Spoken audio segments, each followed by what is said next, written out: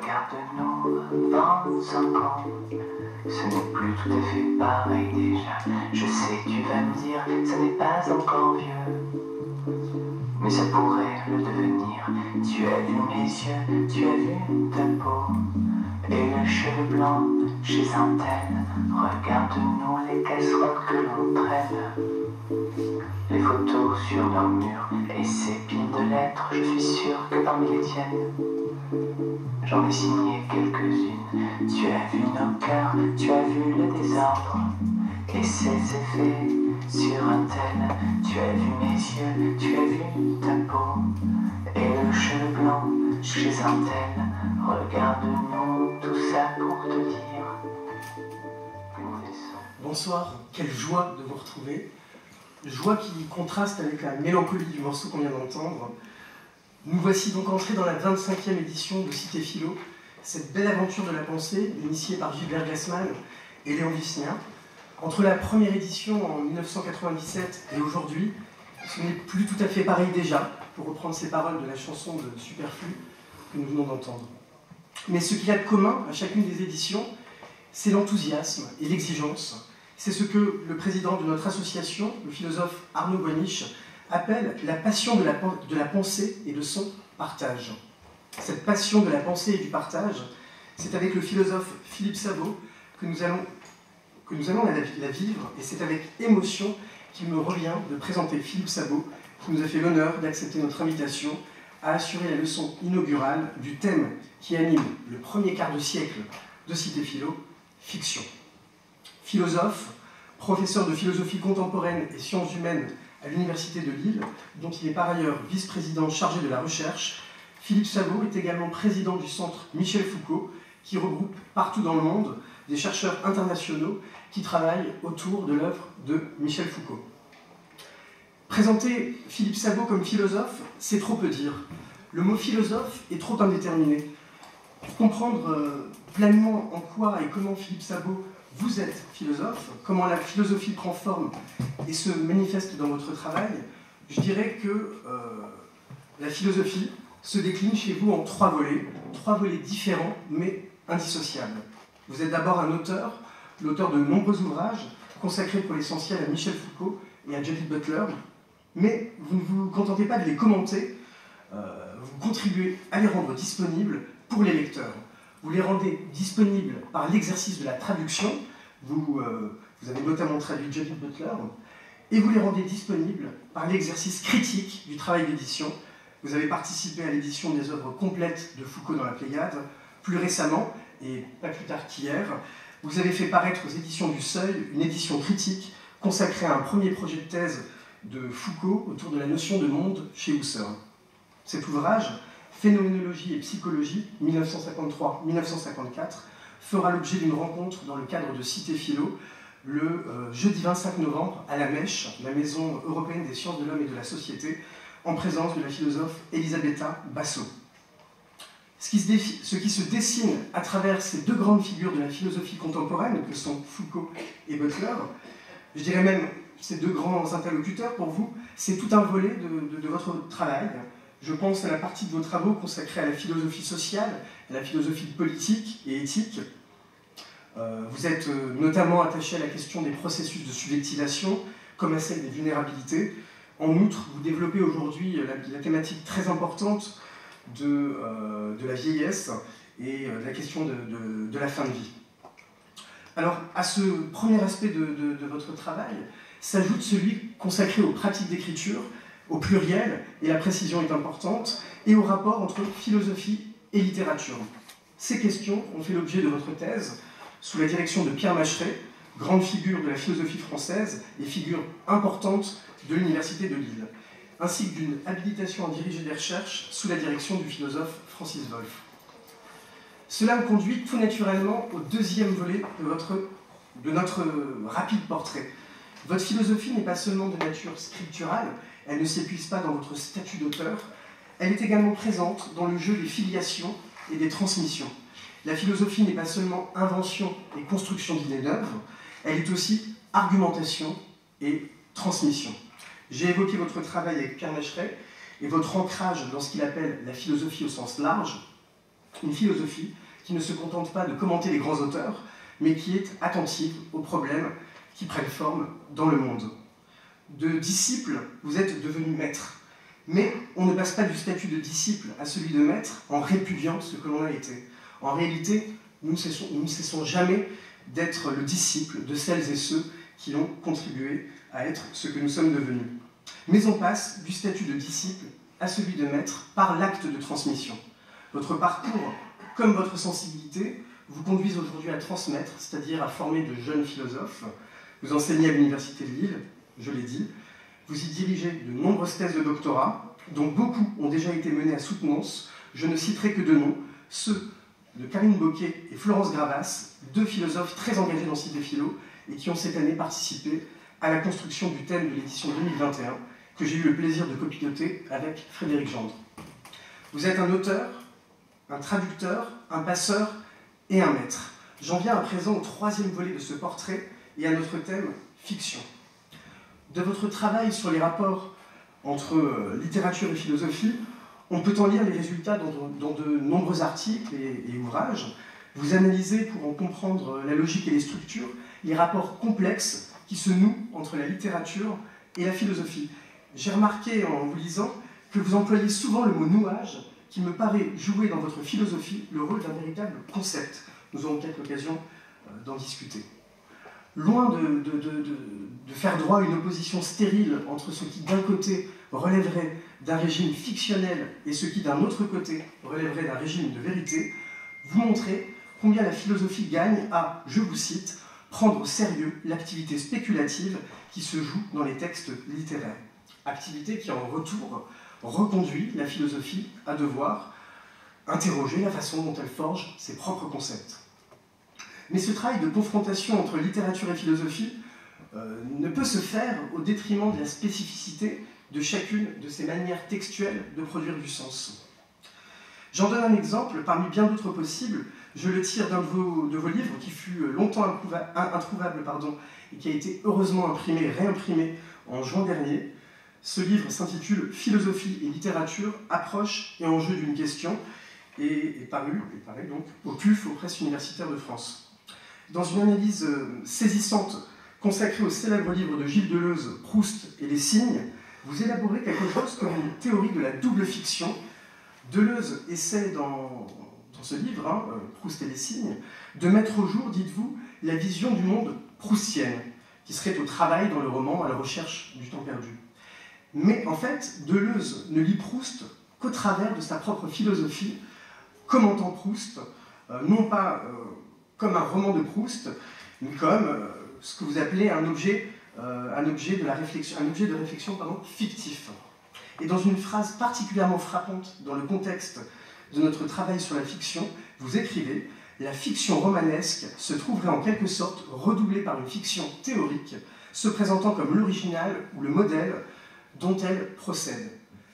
La fiction théorique inventée par Deleuze serait le modèle de la fiction romanesque écrite par Proust. Fiction contre fiction, en quelque sorte. Votre démarche, tout au contraire, refuse ce que vous appelez cette mise sous tutelle philosophique du littéraire. Vous êtes à l'écoute des romans que vous étudiez, en témoigne votre livre « Littérature et guerre », paru au PUF en 2010, où vous étudiez 3 textes littéraires de Sartre, Malraux et Claude Simon. Le roman, dites-vous, ne vise pas à énoncer une philosophie, dans le cas d'espèce une philosophie de l'histoire, mais à démonter les artifices qui président à la constitution de nos représentations.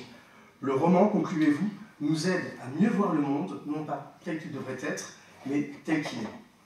Il est temps de vous donner la parole, et il est temps pour nous d'accueillir votre parole. Je tiens, cher Philippe Sabot, au nom de Cité Philo, à vous remercier encore d'avoir accepté d'ouvrir, par votre leçon inaugurale, nos réflexions sur la fiction et les fictions.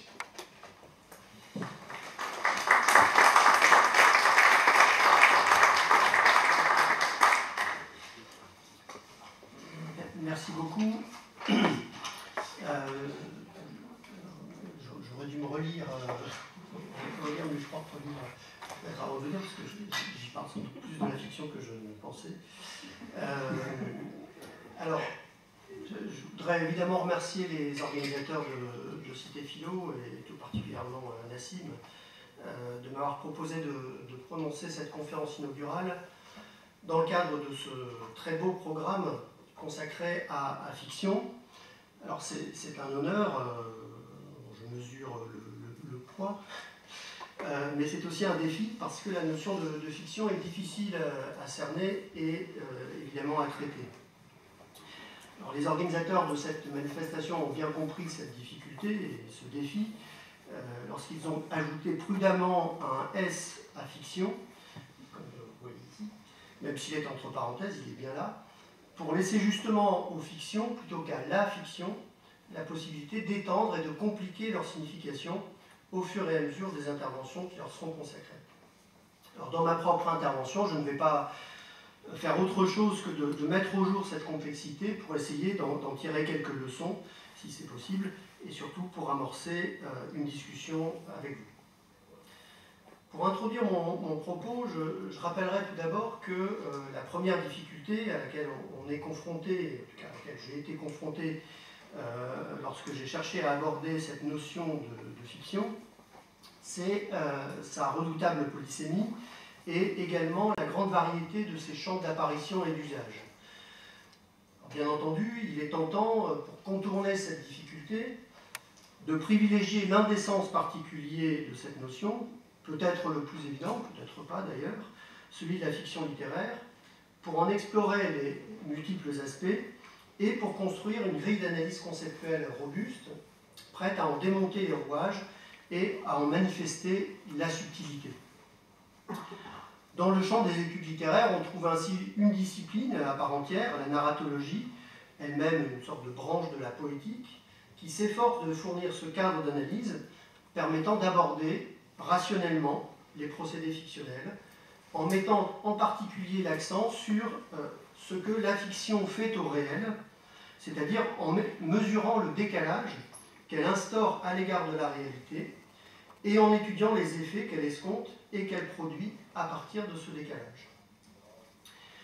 Il est intéressant de souligner que ces études poétiques et narratologiques, au demeurant fort instructives, se développent elles-mêmes au carrefour d'études textuelles qui portent sur telle ou telle fiction particulière, produite dans le domaine de la littérature, et de branches de l'esthétique, de la logique et de la philosophie du langage.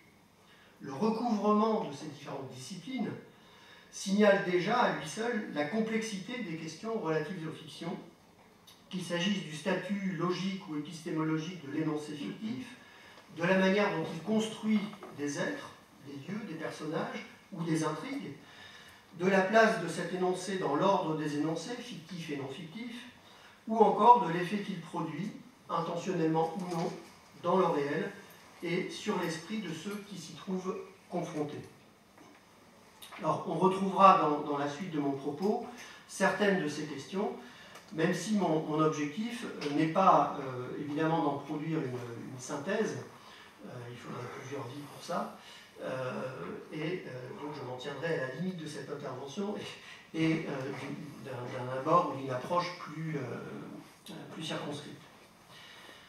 Il est possible aussi de relever que dans ces approches de type narratologique, la fiction est étudiée sous l'angle d'une théorie de l'énonciation discursive, ce qui pose le problème de savoir si une fiction cinématographique, une fiction picturale, par exemple, pour rester dans le champ esthétique, se laisse ramener à une suite d'énoncés. Alors je laisse ce point précautionneusement de côté pour le moment, même s'il me paraît important, notamment sur l'articulation du texte et de l'image, sur les spécificités des productions audiovisuelles au sein du champ des fictions et sur leur effet ou leur réception chez le spectateur. Ce qui est peut-être plus important encore à ce stade de la réflexion et de l'introduction de mon propos, c'est que dans la perspective narratologique, les œuvres de fiction, et parmi elles les fictions littéraires, sont manifestement privilégiées et apparaissent parfois même comme le paradigme de toute fiction, de toute modalité fictionnelle de l'énonciation. Alors ça peut s'entendre et se comprendre dans la mesure où, d'une part, ce type de fiction se définit largement par le recours à l'imagination, et où, d'autre part, il offre à la réflexion une variété presque infinie d'exemples et qu'il permet aussi de faire place à une sorte d'histoire évolutive des modes de fictionnalisation propre à une histoire interne de la littérature elle-même, une histoire qui explore et qui raffine ses procédés en instaurant même parfois explicitement avec ses lecteurs un pacte fictionnel pour préciser ses attentes et fixer les conditions de son appréhension. Alors sur cette dimension paradigmatique de la littérature, dans l'abord des problèmes de la fiction, je voudrais faire 2 ou 3 remarques. Quand je dis 2 ou 3, c'est 3. La première remarque concerne l'extraordinaire hétérogénéité des fictions dites littéraires qui, bien sûr, illustrent la richesse des procédés de fictionnalisation disponibles, mais qui offrent aussi peu de prise à leur analyse systématique ou qui, du moins, en compliquent considérablement l'élaboration. On en vient alors à se demander s'il y a des fictions plus fictionnelles que d'autres, et si, par exemple, le degré de fictionnalité d'un récit se mesure à la part explicite d'imagination mise en œuvre dans celui-ci, ce qui renverrait alors à l'intention du producteur de fiction ou à la sophistication de ses procédés stylistiques ou narratifs.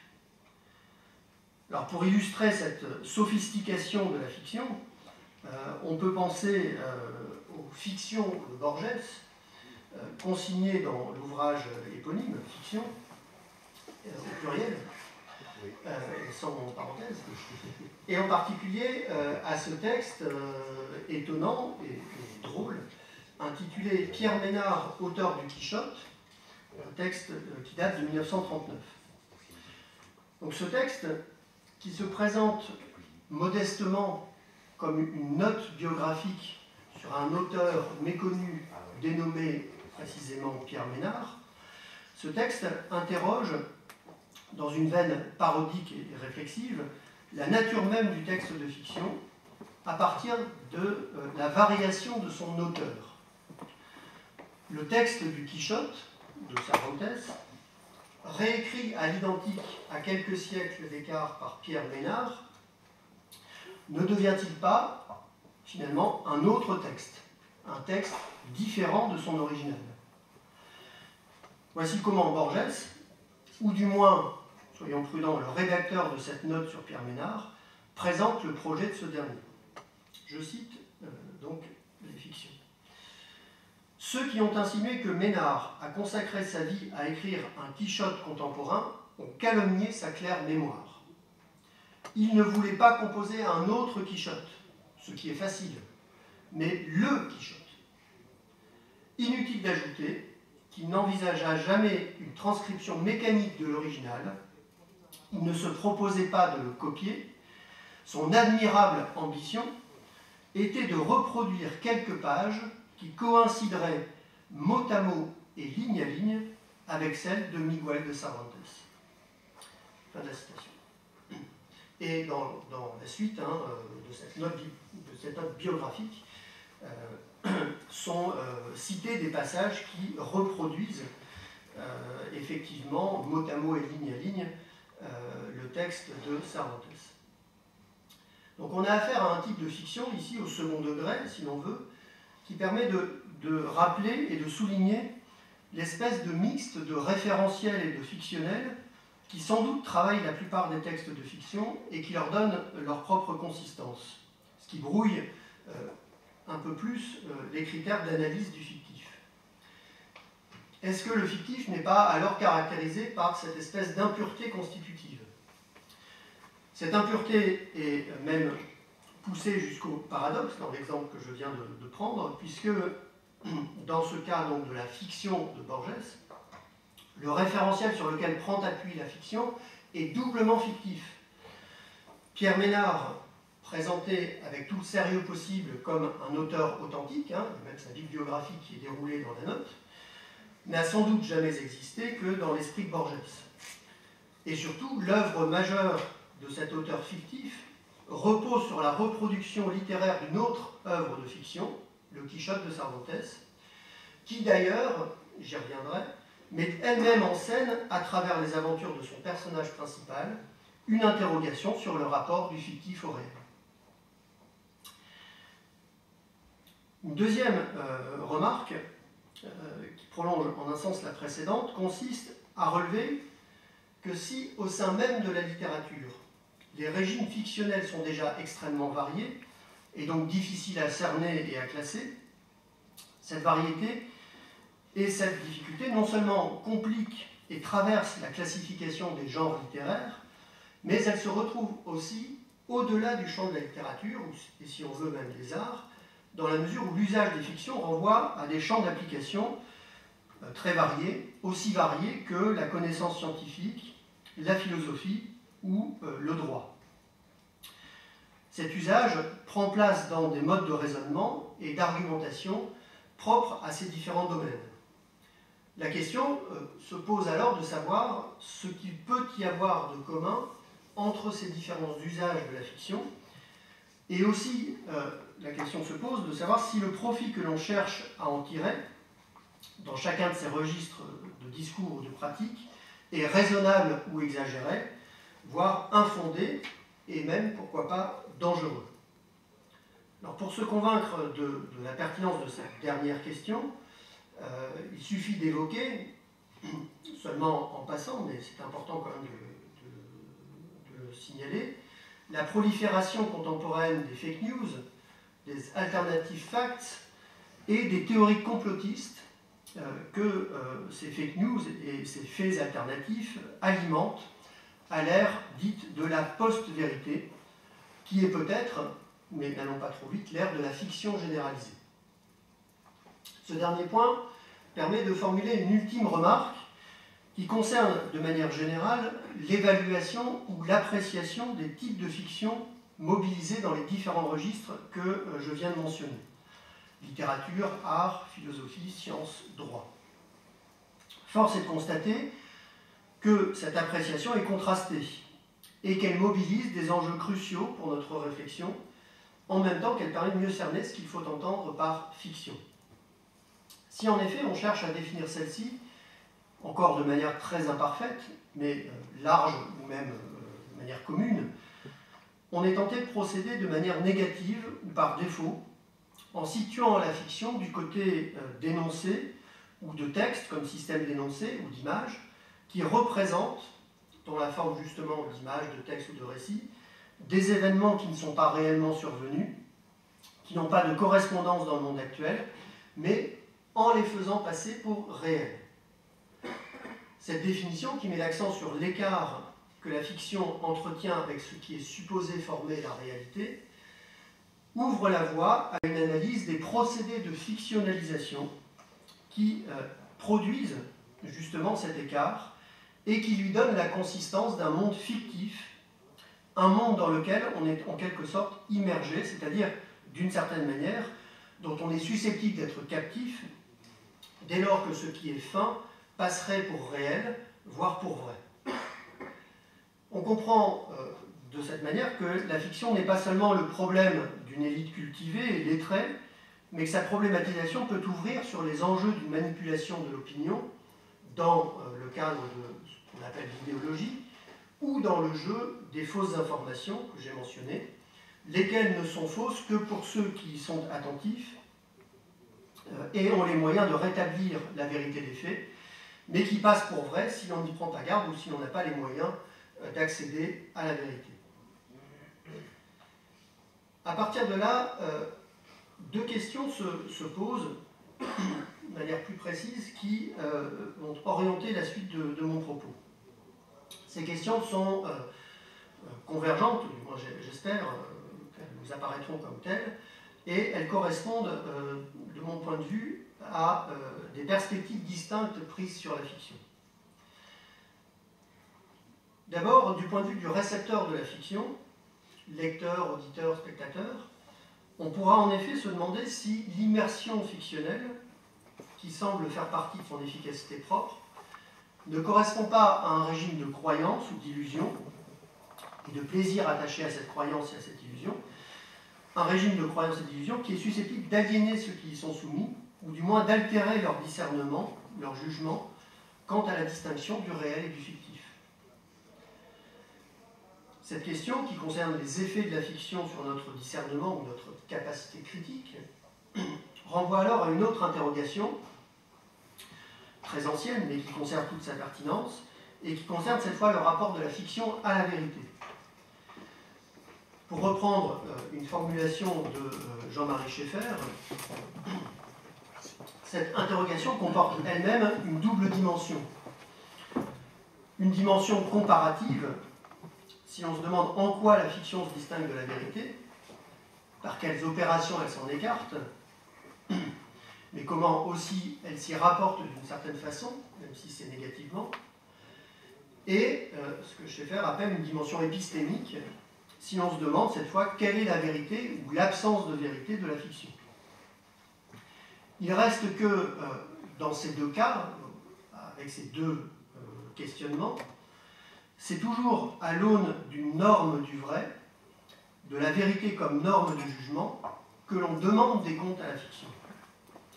Ce rapport de la fiction à la vérité, qui vient en quelque sorte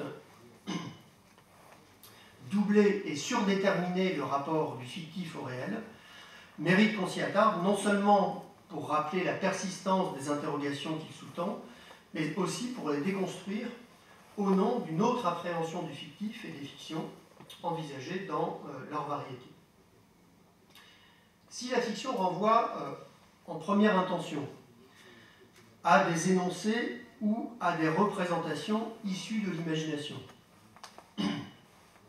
distincts de textes ou d'images à prétention véridique, quel sens cela a-t-il de l'envisager, cette fiction, à partir du critère de la vérité? C'est peut-être qu'on peut y voir plus et autre chose que la mise en œuvre de l'imagination, de la création de mondes possibles, qui enrichissent la réalité empirique de leurs inventions, en donnant à voir et à penser plus que ce qui est donné dans l'ordre du réel. On peut y voir l'exécution d'une feinte, fiction vient d'ailleurs de fingere, feindre, d'une illusion qui, au titre d'un discours non véridictif, c'est-à-dire d'un discours qui ne dit pas et sans doute ne cherche pas à dire la vérité, nous éloignerait de cette espèce d'exigence de vérité qui devrait guider notre existence et notre esprit.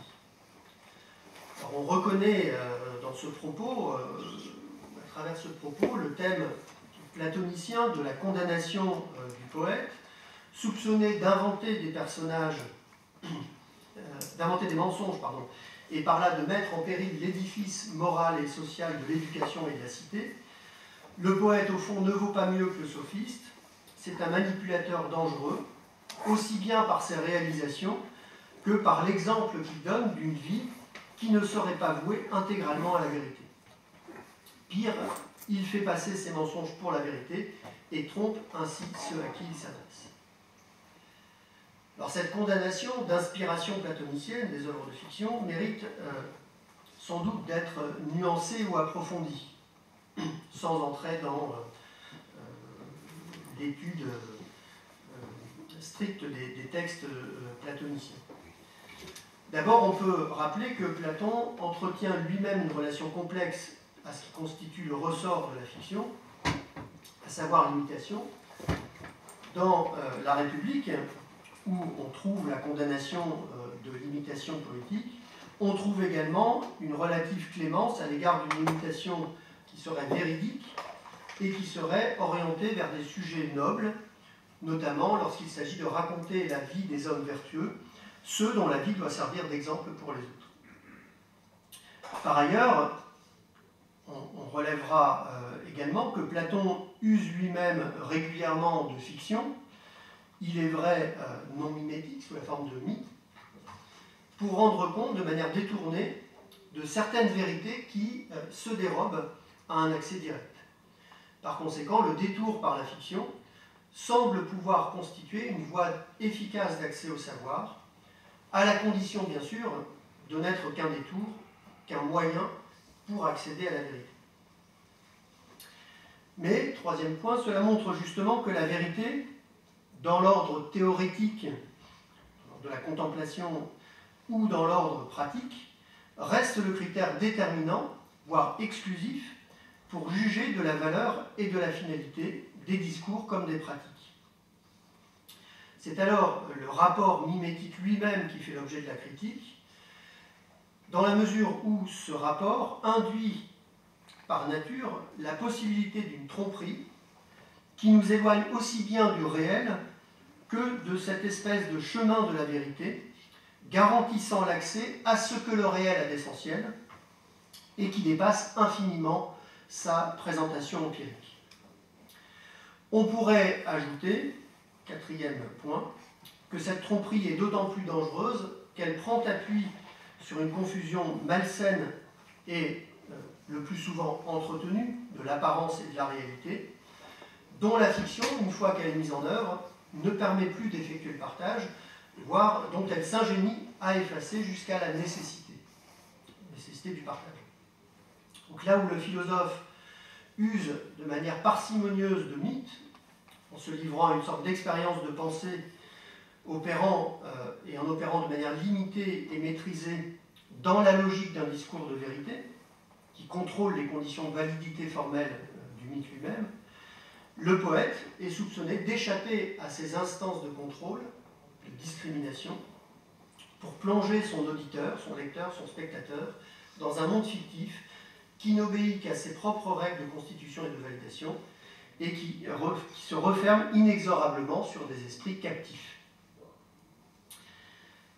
Pour achever de nuancer cette position traditionnellement attribuée à Platon, on pourrait se demander, cinquièmement, si paradoxalement, reconnaître que ce soupçon est fondé conduit automatiquement à la condamnation de la fiction.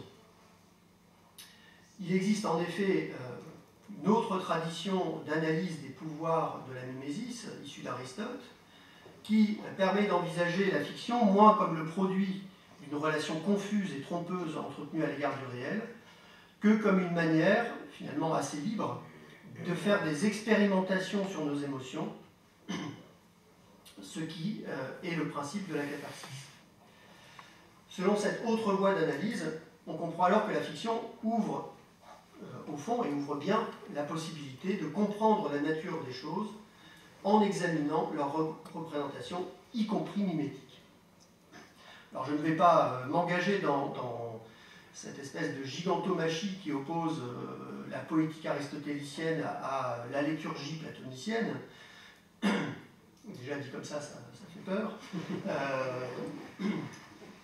Je souhaite plutôt m'appuyer sur ce que les traditions, disons, issues de ces positions philosophiques donnent à penser quant au rapport de la fiction avec la vérité, mais peut-être aussi avec la distinction même du vrai et du faux, et de sa pertinence pour évaluer le statut des fictions.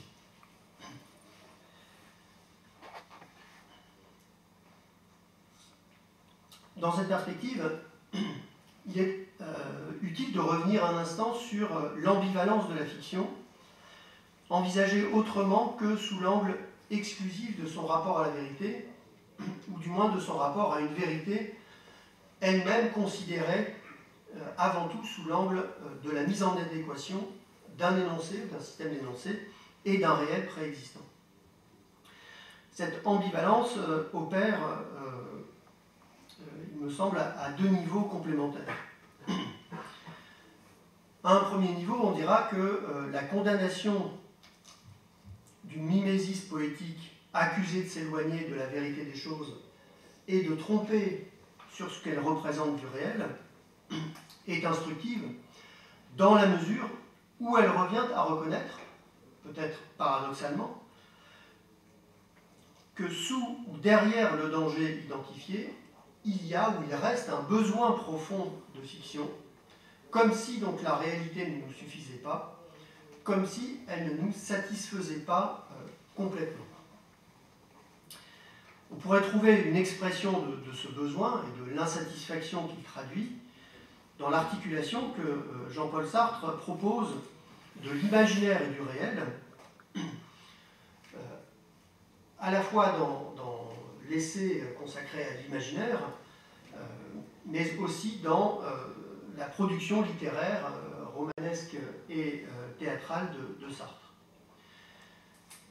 Si l'imaginaire n'est possible que sur fond de réel, pour Sartre, il en représente aussi un arrachement salutaire dans la mesure où il forme l'expression, selon Sartre, transcendantale de la liberté.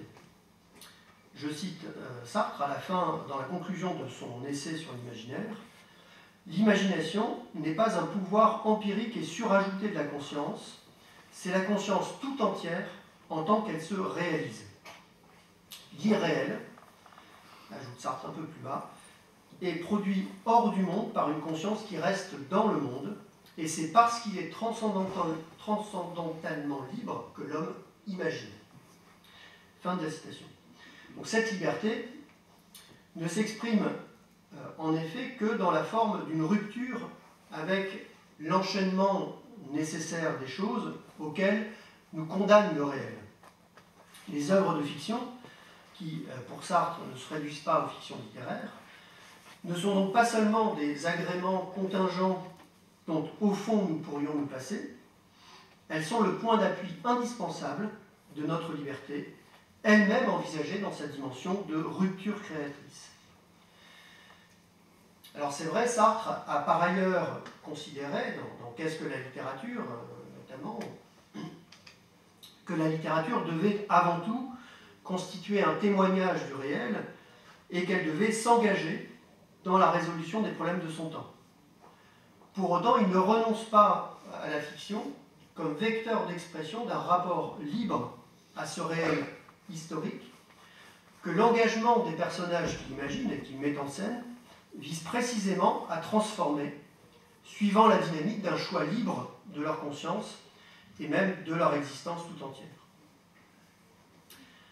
À un second niveau, l'ambivalence précédente se redouble, dans la mesure où ce besoin irréductible de fiction représente lui-même, comme je l'ai indiqué avec Sartre, une rupture par rapport à notre rapport ordinaire au réel.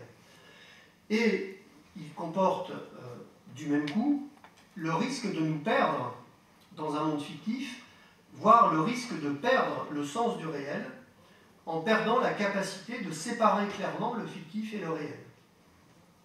Les personnages dramatiques de Sartre sont régulièrement confrontés à cette espèce de doute sur ce qui sépare le fictif et le réel, et donc sur la voie à privilégier pour leur propre engagement.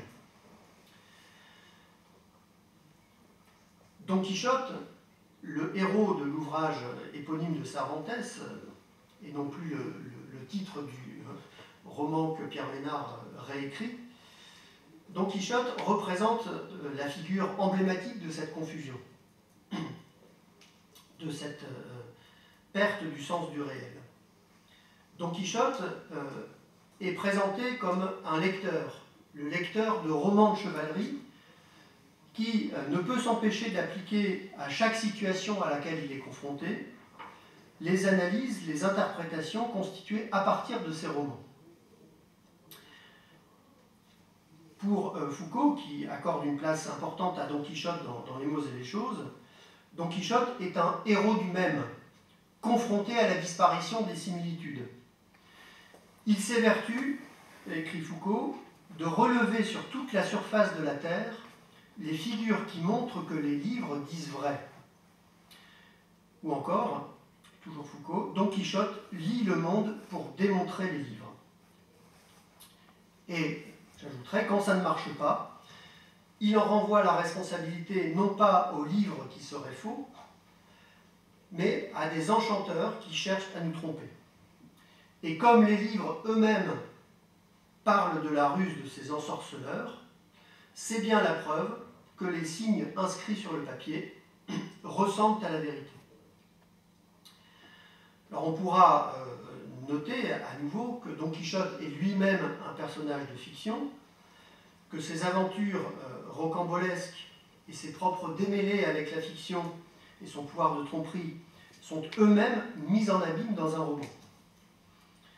Ce roman opère donc plutôt une mise en garde à l'égard de la confusion des mondes fictionnels et réels Une confusion dont Cervantes joue sur le plan de l'organisation fictionnelle de son intrigue et qu'il dénonce sur un mode parodique. À partir de ces quelques éléments d'analyse, il est possible de clarifier, toujours provisoirement, le statut de la fiction, ou du moins des fictions artistiques, dont je parle surtout jusqu'ici, dans leur rapport au vrai. On peut dire en effet que les fictions en question opèrent dans le registre de l'illusion et non pas dans celui de l'erreur ou du mensonge. Pour le dire autrement, s'il est possible de reconnaître que ces fictions, dans leur constitution imaginaire, ne sont pas vraies ou véridiques, au sens où elles chercheraient ou avant tout à dire quelque chose de vrai et de vérifiable dans l'ordre du réel, on ne peut en tirer la conséquence qu'elles sont trompeuses, au sens où elles prétendraient justement dire la vérité, rien que la vérité, toute la vérité. Renvoyer la fiction du côté de l'illusion, c'est donc peut-être en reconnaître la valeur propre, sans chercher nécessairement à la mesurer à la norme d'une vérité qu'il faudrait rétablir à tout prix. Le propre de l'illusion, c'est en effet qu'elle est irréductible au vrai, même en sachant que des énoncés sont faux, au sens d'une inadéquation à l'ordre du réel. On ne cesse pas pour autant d'y croire, sans avoir l'impression d'être trompé, ou plutôt en acceptant provisoirement d'autres règles que celles qui prévalent pour gérer notre rapport au monde réel et aux êtres qui le peuplent. Le lecteur de romans, à l'exception de Don Quichotte, est censé savoir qu'il a affaire à des personnages et à des situations fictives, et non à des événements ou à des personnes ayant réellement existé, des événements ayant réellement eu lieu, et ne sera donc pas dupe d'une tromperie orchestrée à ses dépens par l'auteur du roman. Néanmoins, pour que la fiction fonctionne et réponde à nos attentes en matière d'imaginaire, il importe aussi que l'illusion soit efficace et qu'elle emporte l'adhésion du lecteur et du spectateur. Il est donc vain de dénoncer la fiction pour ce qu'elle ne prétend pas faire, dire la vérité ou fournir une information fiable sur la réalité empirique, mais il est utile de mieux comprendre ses opérations et ses finalités pour être en mesure d'en cerner les limites et éventuellement les abus ou les dérives, dans la mesure où certaines fictions peuvent être arrangées non seulement pour procurer la satisfaction de notre besoin d'imaginaire, j'en ai parlé, mais aussi pour l'utiliser à nos dépens, lorsque l'illusion donne lieu à une manipulation des esprits, de l'ordre, cette fois, de la tromperie. Alors je repars des opérations même de la fiction et des finalités de la fiction pour préciser davantage quelles sont les conditions de succès de la fiction. Ce qui implique, je note, que le type de fiction étudié ici soit considéré davantage justement en termes de succès ou d'échec de sa procédure et de ses effets, qu'en termes de vérité et de fausseté de ses contenus. Alors ce point invite à revenir sur les procédés fictionnels eux-mêmes en tant qu'ils mettent en jeu, dans cette dimension de l'illusion, donc, un rapport décalé et en tout cas complexe au réel. Pour qualifier ce rapport et rendre compte de la félicité des énoncés fictionnels, on renvoie justement à la notion de mimésis, d'imitation, en lui adjoignant l'idée d'une simulation. En effet, il ne s'agit pas d'imiter servilement le réel, tel qu'il serait donné une première fois dans l'expérience. Il s'agit plutôt d'inscrire dans l'ordre de la fiction elle-même une représentation du réel, ou du moins la représentation d'un réel qui donne justement l'illusion que ce réel représenté, proprement fictif dans son articulation interne et dans les éléments que cette représentation agence, ce réel représenté a une consistance et une cohérence telle qu'on peut y croire, qu'on peut y adhérer, comme s'il s'agissait d'un monde possible. On comprend par là que le fictif n'est pas sans rapport avec le réel, mais qu'il le dédouble en une réalité fictionnelle qui, pour être crédible, pour fonctionner, doit obéir, ou sembler obéir, aux mêmes lois que celles qui s'appliquent d'ordinaire au monde réel et qui nous permettent de nous y repérer. J'ajoute que cette opération de dédoublement ne s'entend pas comme un redoublement à l'identique, comme c'est le cas dans l'ordre de la représentation ordinaire, mais qu'il instaure un certain décalage nécessaire par rapport à l'ordre des choses et par rapport au geste référentiel qui permet d'en rendre compte. Un exemple commode pour moi, de cette coupure avec le geste référentiel peut se trouver dans la fameuse encyclopédie chinoise imaginée par Borges dans un texte de 1942 intitulé « La langue analytique de John Wilkins » et que Michel Foucault cite dans la préface des mots et des choses. Alors de quoi s'agit-il? Suivant cette encyclopédie fictive, je cite Borges, les animaux se divisent en petit a, appartenant à l'empereur, petit b, embaumé, petit c, apprivoisé, petit d, cochon de lait, petit e, sirène, f, fabuleux, g, chiens en liberté, h, inclus dans la présente classification, i, qui s'agitent comme des fous, j, innombrables, K, dessiné avec un pinceau très fin en poil de chameau, L, etc. M, qui viennent de casser la cruche, N, qui de loin semblent des mouches. On pourrait ajouter etc., mais ça a déjà été dit. L'encyclopédie, c'est le modèle même du texte référentiel, où chaque terme dénote un élément du réel et en explicite la nature, sous la forme, par exemple, d'une description factuelle. Or, comme vous l'aurez constaté, l'encyclopédie chinoise de Borges ne décrit rien. Elle énonce seulement, dans leur succession alphabétique, les entrées possibles et impossibles à la fois d'une telle encyclopédie.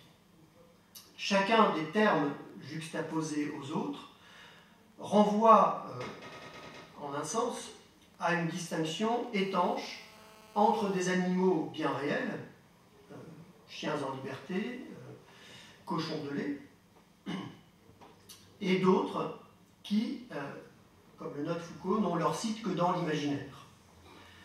Mais la juxtaposition de ces êtres introduit le soupçon d'une porosité insidieuse de l'imaginaire et du réel, et même d'une subversion de l'ordre des choses, lorsque, notamment, se trouve explicité le caractère fictif de l'ensemble de la liste, avec l'apparition comme catégorie d'êtres à décrire, ceux qui sont inclus dans la présente classification. Cette indication d'auto-implication, pourtant empruntée à la plus rigoureuse et la plus sérieuse des logiques, coupe définitivement l'encyclopédie de sa base référentielle et la fait, en quelque sorte, basculer du côté de la fiction et du vertige de sa prolifération indéfinie, etc. Alors cet exemple me semble intéressant dans la mesure où il invite à préciser la nature de cette articulation du référentiel et du fictif au sein des productions fictionnelles elles-mêmes, et où il invite du même coup à mieux caractériser l'opération de la fiction et le type d'illusion sur laquelle elle repose. Je relèverai ici plusieurs points. 4 points. D'abord, si on prend l'exemple des fictions romanesques ou cinématographiques, il semble assez évident que la plupart d'entre elles empruntent des éléments au monde réel pour rendre leurs intrigues et leurs personnages crédibles et pour permettre donc aux lecteurs, aux spectateurs, d'avoir des repères, d'avoir les repères suffisants même s'ils peuvent être minimaux, pour s'orienter dans les mondes fictifs qu'on leur présente. Cette remarque, c'est le deuxième point, permet alors de soulever un paradoxe propre à la fiction. N'est-ce pas justement à la condition de démontrer la capacité d'une certaine efficacité référentielle que la fiction peut fonctionner comme fiction, en instaurant un ordre qui ne soit pas que le redoublement de l'ordre des choses du monde réel, mais qui le dédouble pour l'instituer en monde possible? Pour formuler la même question autrement, est-ce que la possibilité du monde fictif ou fictionné ne dépend pas de la place qu'on y accorde au monde réel, ou du moins à certains de ses éléments, ou marqueurs, qu'il s'agisse de la caractéristique physique ou morale de personnages, de la qualité sensible des ambiances et des décors, ou encore du contexte historique du récit? Et il me semble qu'on pourrait dire que ceci est vrai à des degrés divers, et c'est là toute la difficulté, des romans qu'on qualifie de réalistes et des romans qu'on qualifie de romans de science-fiction. Ce paradoxe, troisième point, permet de souligner une certaine contrainte propre à la fiction, ou encore, pour donner une allure plus dynamique, une contrainte propre au faire-fiction. C'est que, même si elle implique dans sa trame complexe des éléments fictionnels et des éléments non fictionnels, ces derniers n'ont pas d'existence autonome. Ils ne peuvent pas être isolés, au risque sinon de voir s'évanouir la teneur fictionnelle de la fiction elle-même. La question qui se pose, c'est alors de savoir comment, du côté du spectateur ou du lecteur, gérer cette juxtaposition d'éléments fictionnels et non fictionnels.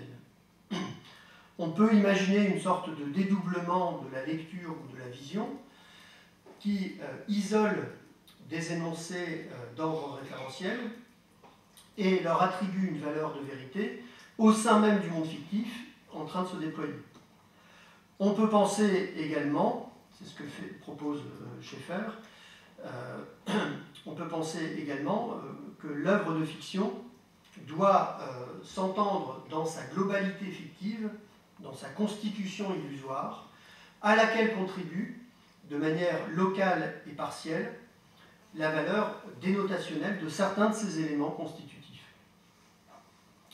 Quatrième point, on pourrait aller plus loin et affirmer que le régime fictionnel global absorbe les éléments empruntés au monde réel et que par conséquent, au lieu de chercher à penser le fictif et le réel au sein de la fiction elle-même en termes de juxtaposition, il est préférable de les articuler suivant la dynamique d'une transformation immanente, qui est alors l'expression même du faire-fiction, ou encore, pour emprunter cette fois cette idée à Genette, du devenir intransitif de la fiction. Le pari PARIS, des illusions perdues de Balzac, l'allure des personnages de Charles Bovary ou du pharmacien Homais ne sont pas des éléments rapportés de l'extérieur aux fictions de Balzac-Flaubert, qui auraient leur propre vérité au sein du texte de fiction. Ce sont des éléments constitutifs des œuvres auxquelles ils sont intégrés et où ils fonctionnent de manière intransitive. Ces œuvres ne tirent donc pas leur part de vérité de ces marqueurs référentiels qui soutiennent leurs intrigues, qui participent de leur monde fictif. Elles tirent plutôt de leur transformation en éléments proprement fictionnels, la condition de leur réussite et du plaisir pris à la lecture ou au spectacle de ces fictions. Cette logique de transmutation, de transfiguration, transformation, permet donc de rendre compte de l'opération de fictionnalisation comme d'un bouclage autoréférentiel et comme de la constitution d'un monde fictif qui peut faire illusion justement dans la mesure où il ne se contente pas de faire référence à des éléments du monde réel, mais où globalement il imite des traits du réel au profit d'un monde possible. Alors on pourrait retrouver ici le soupçon platonicien d'une confusion entretenue entre le réel et sa représentation dans l'ordre esthétique de l'apparence, et ce soupçon a une certaine puissance, face à une suite d'énoncés, comment décider de leur statut de vérité si les énoncés fictionnels ont tendance à se présenter comme des énoncés non fictionnels, pour renforcer la crédibilité de la fiction, et si les énoncés non fictionnels se trouvent eux-mêmes absorbés dans la fiction pour servir à ces jeux d'illusions. Ce type de questionnement appelle encore deux remarques avant de conclure.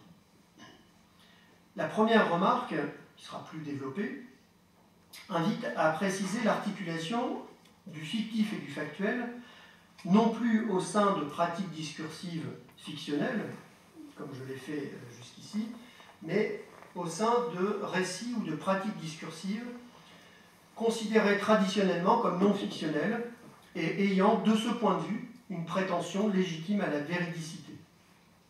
Le discours historique fait partie notamment de ces discours qui construisent leur légitimité méthodologique et scientifique sur leur capacité à produire la vérité de faits passés et à produire la vérité de leur enchaînement dans l'ordre de ce qu'on appelle justement une histoire.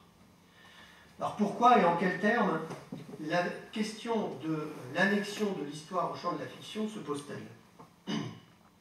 Elle se pose dans la mesure où le discours historique est pris en quelque sorte dans une tension entre un régime de représentation articulé à une vérité, lorsqu'il s'agit de produire un témoignage sur un événement qui a existé, et un régime fictionnel lié à la structure narrative particulière du récit historique.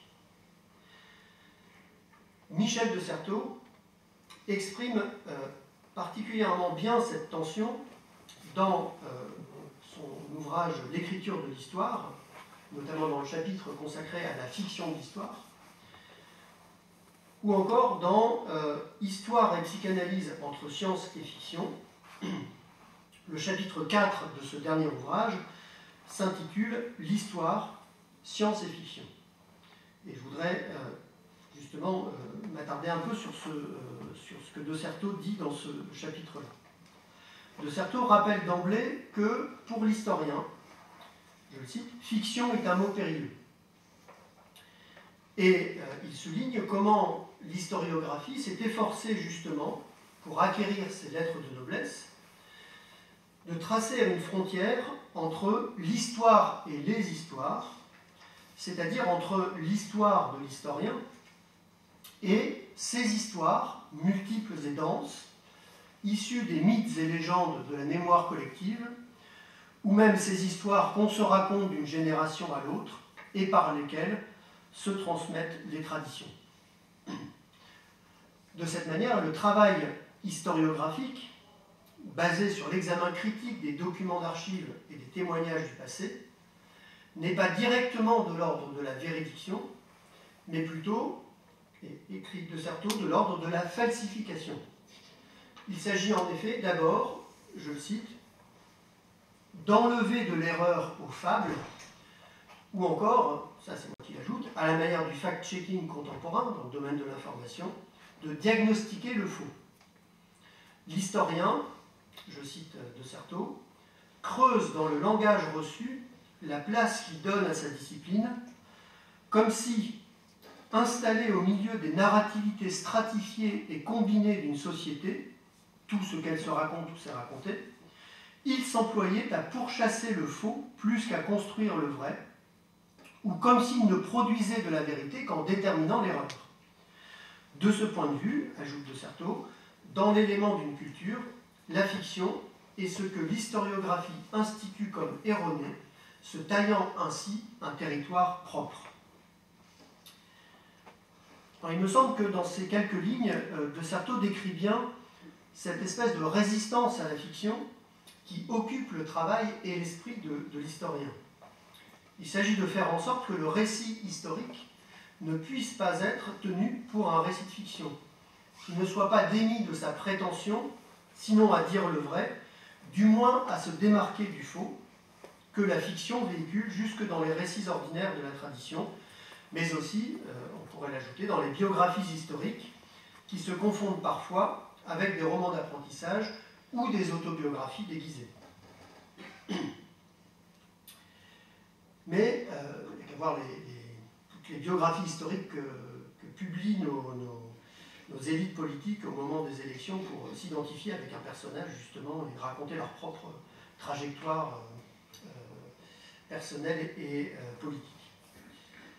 Mais De Certeau, on va dire des choses plus sérieuses, si je peux dire, De Certeau souligne également que dans cet effort pour rejoindre la dimension d'une science, l'historiographie ne manque pas de retrouver sur sa route la puissance de la fiction, mais d'une fiction transformée, transfigurée, puisqu'elle apparaît cette fois sous la forme d'artefacts scientifiques qui outrepassent le réel passé et son enregistrement dans l'ordre d'une description, pour construire plutôt, je cite De Certeau, des systèmes de corrélation entre des unités définies comme distinctes et stables, ou encore pour faire fonctionner dans l'espace d'un passé des hypothèses et des règles scientifiques présentes de manière à produire des modèles de différentes sociétés. Ou même lorsque, dans le cas de l'économétrie historique, de nouveau De Certeau, elle analyse les conséquences d'hypothèses contrefactuelles. Par exemple, que serait devenu l'esclavage aux États-Unis si la guerre de sécession n'avait pas eu lieu? Face à cette insistance de la fiction, qu'elle soit mythique, littéraire ou même scientifique, le discours historiographique peine donc à tenir ce que De Certeau appelle son ambition de dire le réel, même s'il reconnaît l'impossibilité d'en faire le deuil. Mais c'est au fond en situant sa démarche entre cette ambition et cette impossibilité que l'histoire en tant que discipline se tient elle-même entre science et fiction. C'est, je cite De Certeau, parce que l'historiographie est une science qui n'a pas les moyens de l'être, parce que son réel est constitué de ce qui résiste le plus à la scientificité, le rapport social à l'événement, à la violence, au passé, à la mort. Fin de citation. C'est parce qu'elle est tout ça que l'histoire doit quand même compter sur le pouvoir transfigurateur de la fiction, en tant que celle-ci offre, par, écrit De Certeau, la globalisation textuelle d'une synthèse narrative, la possibilité d'une explication scientifique.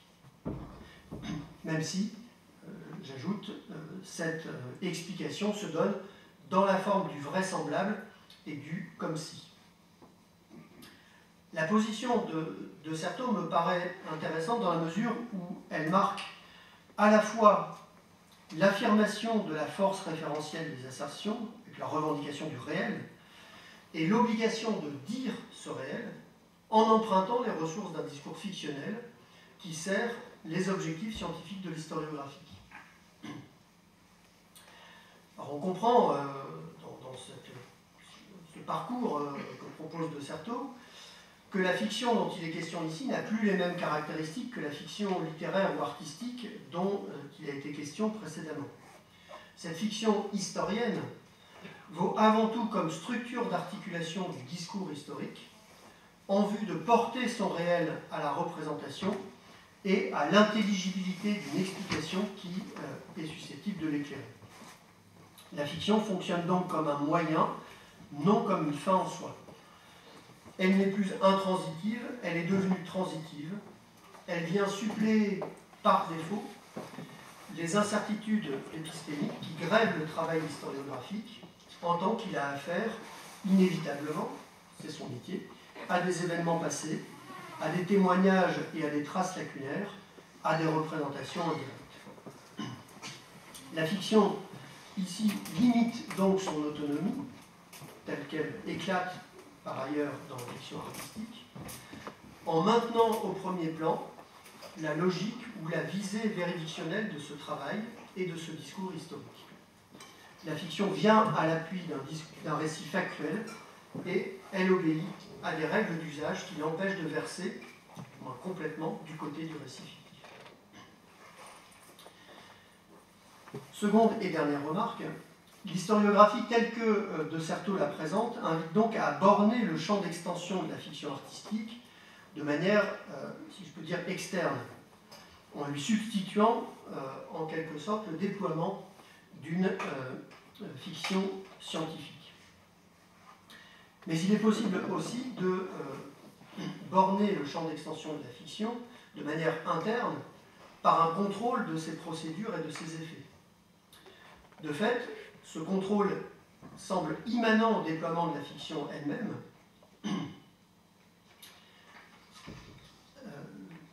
Jean-Marie Schaeffer a pu montrer que les conditions de réussite de la fiction littéraire impliquent précisément qu'elle soit reconnue comme fiction. Ça passe par des indices paratextuels évidents, comme la mention roman sur la couverture d'un livre, ou les indications données par l'auteur dans la préface, mais cela passe aussi, je relève surtout ce point, parce que Schaeffer nomme l'immersion fictionnelle, ou encore la suspension volontaire de l'incrédulité qui est mise en œuvre par celui qui se confronte à la fiction. Cette suspension permet au lecteur, on va dire aussi au spectateur, de ne plus mettre en doute l'énoncé de fiction et de s'immerger dans le monde fictif que lui ouvre le roman ou le film, en profitant pleinement de cette expérience et en appréciant ses propriétés mimétiques. Mais cette suspension reste volontaire, c'est-à-dire que contrairement à ce que laissent entendre les détracteurs d'une fiction qui aliénerait ceux qui s'y plongent, le savoir constant qu'il s'agit d'une fiction est conservé précisément grâce aux indices de fictionnalité que recèle le récit ou le film. C'est à ce titre que le texte consacré à Pierre Ménard, auteur du Quichotte, sous l'allure d'une note biographique, s'indique et s'atteste lui-même comme fiction, et même comme fiction réflexive, interrogeant de manière ironique et ludique les pouvoirs de la fiction. Il s'agit par conséquent d'une immersion sous contrôle, ou, si l'expression a un sens, d'une auto-illusion maîtrisée, qui limite ses propres effets, en restant provisoire et incomplète dans la mesure où elle n'induit pas de fausses croyances, ces croyances qui précisément confondent représentation mentale et croyances référentielles. La satisfaction vient alors de ce que la fiction se donne pour ce qu'elle est, à savoir un monde possible, à la fois clos sur lui-même, donc soustrait au circuit de validation et de vérification des représentations référentielles, mais ouvert aux expériences de tous ordres, mentales, perceptives, interprétatives, que l'on peut en faire. Par conséquent, et pour conclure, en quelques mots, il est peut-être moins important de chercher à distinguer les vraies des fausses fictions, ou même d'évaluer les fictions à l'aune du vrai et du faux, pour les condamner ou leur rendre une pertinence, même limitée et contrôlée. Il est plus important de distinguer celles qui sont acceptables et celles qui ne le sont pas. Il y a celles qui sont acceptables en termes d'utilité et de bien pour nous, parce qu'elles nous permettent d'échapper pour un temps au moins à la rigueur du réel et d'aborder autrement notre être au monde, en se jouant de ses limites et en forgeant d'autres savoirs pratiques, enrichis de ces expériences possibles. Et il y a celles qui sont inacceptables et dangereuses, dans la mesure où elles passent hors de notre contrôle, qu'elles deviennent des instruments redoutables de manipulation, qu'elles nous piègent dans des discours, nous enferment dans des visions du monde, qui portent atteinte à notre liberté, tout en nous laissant croire qu'il y va de notre émancipation, qui font basculer l'illusion du côté du mensonge, et qui, finalement, retournent notre crédulité contre notre volonté. Je vous remercie.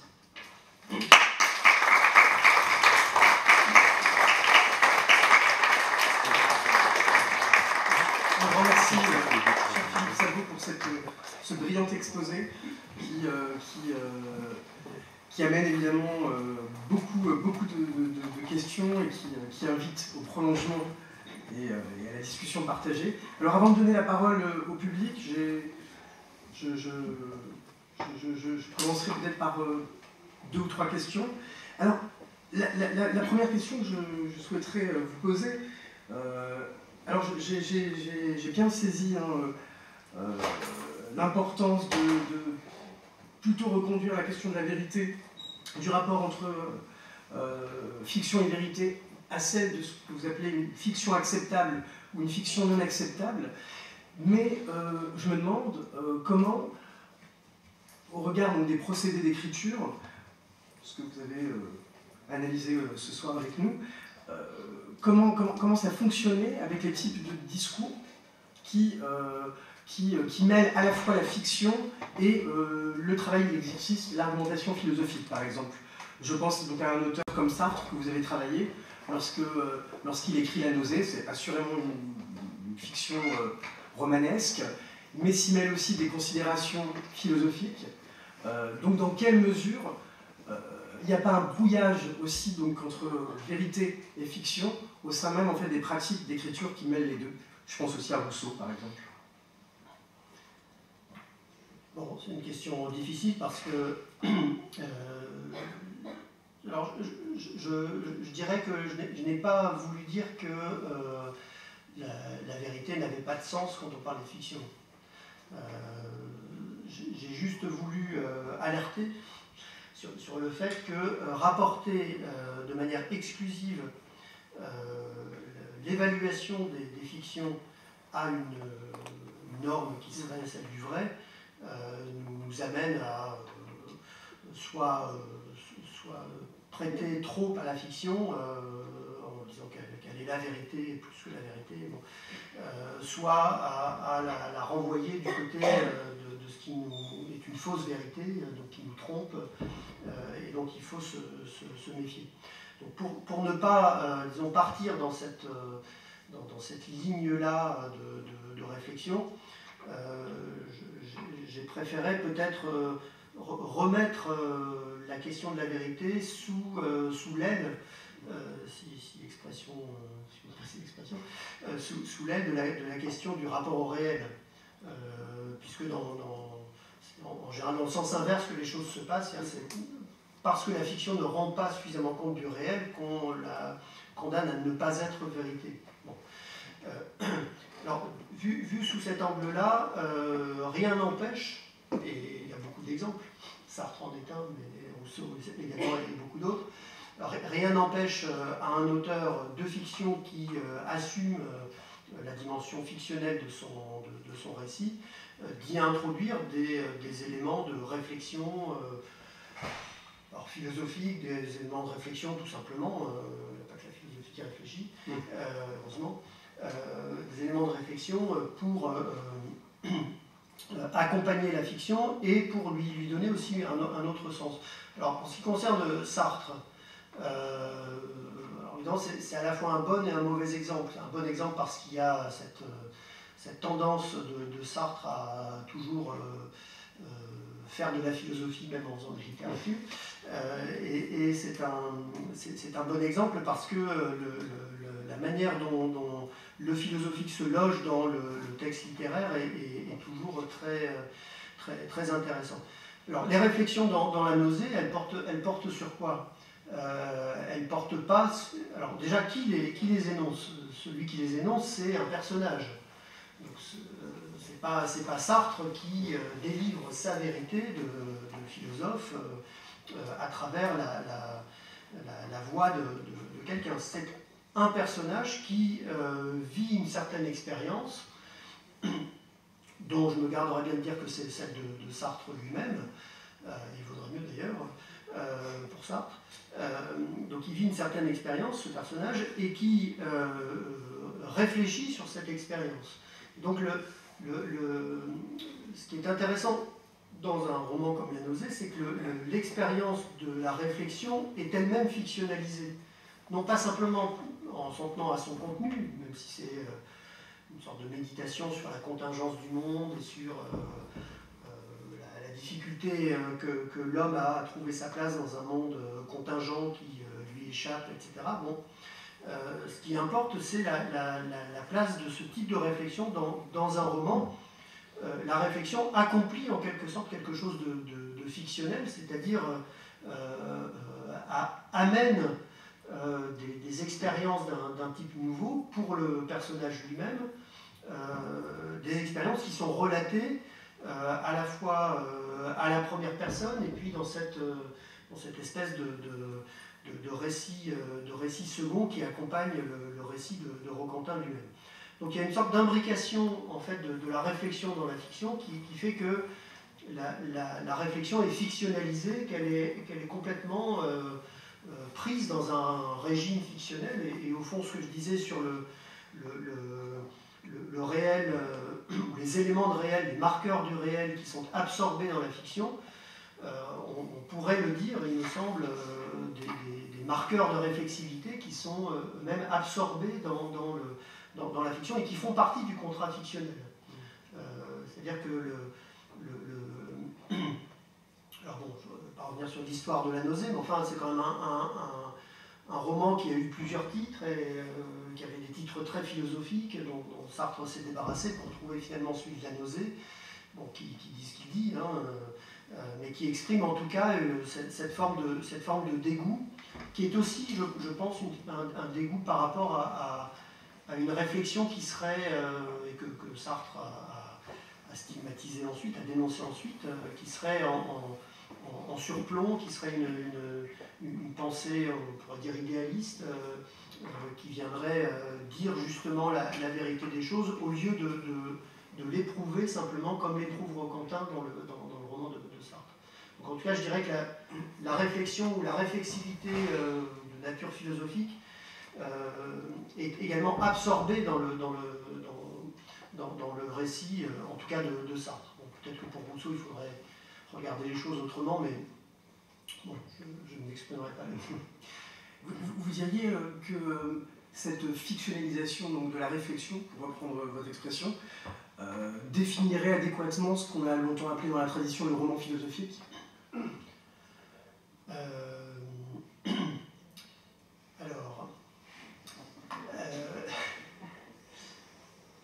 Alors, je dirais, pour répondre un peu à côté, mais quand même, parce que je ne sais pas bien ce que c'est que le roman philosophique. Alors, est-ce que ça a déjà du sens de parler de voilà, roman philosophique ? Est-ce qu'il y a une tradition de roman philosophique? Est-ce qu'il y a une histoire spécifique du roman philosophique? Bon, il y a des œuvres qu'on peut identifier comme des romans d'idées. Bon. Alors, je dirais plutôt que la fictionnalisation de la réflexion, elle n'est pas particulière au roman. Enfin, c'est pour ça que je disais que je bottais un peu en touche, c'est-à-dire que cette manière de réfléchir à ce qu'on fait en le faisant, y compris quand on écrit des romans, quand on met en scène des pièces de théâtre, quand on fait des films, il me semble que c'est une manière d'accompagner le travail même de fictionnalisation, déjà, qui est un travail réflexif aussi. Enfin, on peut écrire comme ça au fil de la plume, mais si on veut donner à une fiction l'allure de quelque chose qui peut être partagé dans un cercle de lecteurs, qui peut conduire à susciter des émotions également partagées, ou en tout cas des émotions autour desquelles on peut se retrouver, dans lesquelles on peut se reconnaître. Il me semble qu'il y a cette réflexion qui accompagne le travail. Et du coup, il me semble que la réflexivité est plus importante que la réflexion. C'est-à-dire que le fait que la fiction comporte cette part de réflexivité, c'est ce qui lui assure, au fond, ce caractère, je dirais, d'illusion non trompeuse, c'est-à-dire de mise en scène d'une illusion qui, dans le temps de la lecture, va permettre à un lecteur ou à un spectateur, le temps de visualisation d'un film, de se plonger dans ce monde-là et d'en ressortir après, peut-être en ayant réfléchi lui-même, mais en tout cas en ayant été assuré qu'il ne s'y perdrait pas. C'est-à-dire qu'on le retrouvera à un moment. Bon, même si c'est bien de se perdre à un moment aussi. C'est pour ça que la fiction produit des garde-fous qui permettent de lever l'ambiguïté sur ce qu'elle prétend faire. Alors du coup, une dernière question avant de laisser la parole au public, bien sûr. Vous avez évoqué, alors, vous parliez d'immersion et de plongée dans le monde fictionnel, et vous avez évoqué le célèbre principe de Samuel Coleridge, le principe de suspension volontaire et provisoire de son incrédulité. Et je me suis demandé en vous écoutant, au sujet des fake news ou des fausses nouvelles, si au fond on ne pourrait pas définir le principe désormais comme un principe de suspension involontaire et durable de son incrédulité pour désigner tous ces mouvements complotistes, dits complotistes. Alors ce qui me gênerait pour aller jusque-là, c'est le volontaire. Ou alors, alors il y a peut-être deux choses à séparer que je n'ai pas suffisamment distinguées. Il y a d'un côté ce flot de fake news, donc d'informations fausses, pour le dire en bon français, d'informations trafiquées même, fake, ça peut être aussi trafiqué, donc il y a quelque chose de l'ordre de la fiction à l'œuvre dans la construction de ces informations, et puis ce qui est systématisé dans l'ordre des théories complotistes, qui, j'ai dit, s'alimentent aux fake news, mais qui aussi leur donnent une tournure systématique pour justement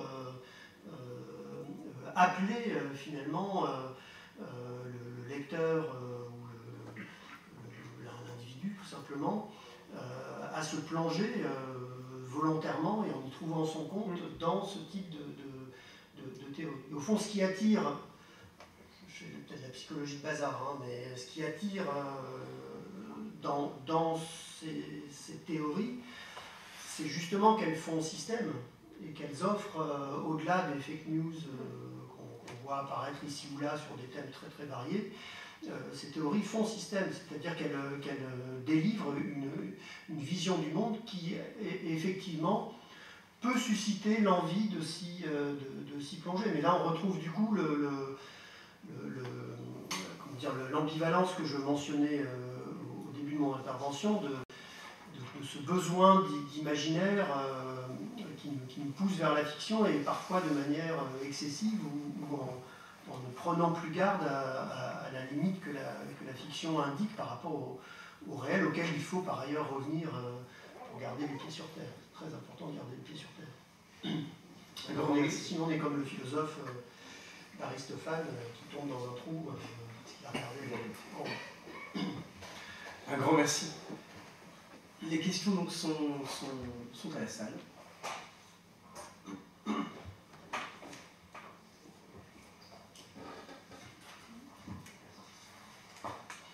Bonsoir. Merci beaucoup d'abord pour votre propos qui était très très intéressant. J'avais une question par rapport à votre conclusion, surtout par rapport au fait que c'est plus intéressant de s'attarder sur la distinction entre les fictions qu'on jugerait acceptables et celles qui ne sont pas acceptables en tant qu'elles nous empêchent de voir la frontière entre la fiction et le réel, plutôt qu'essayer de reprocher à la fiction ou aux fictions leur attachement à la réalité.